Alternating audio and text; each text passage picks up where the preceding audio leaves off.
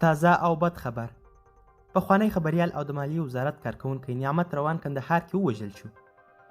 د افغانستان د مالیې وزارت د رسنیو او عامه اړیکو امیر او پخوانی خبریال نعمت روان نن پنجشنبه کندهار کې په یو وسلوال برید کې ووژل شو.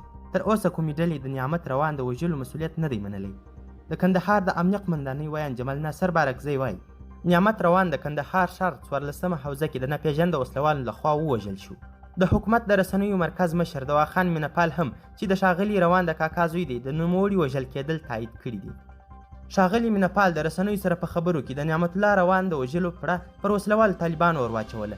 د افغانستان ولسمشرۍ ماڼۍ اعلامیه کې هم طالبان د دې وژنې مسؤل بلل شوي، خو د طالبانو ویان ذبیح الله مجاهد BBC ته ویلي دا پیښه دوی پورې اړه نه لري او دا ډله پر هغو کسانو برید نه کوي چې د دوی پر ضد یې وسله نه وي پورته کړې. د طالبانو ویاند وایي د مالیې وزارت کارکوونکي په کندهار کې ځکه په نشه کیږي چې هلته د ګمرکاتو په برخه کې فساد شته او څوک چې یې د مخنیوي هڅه کوي هغه وژل کیږي.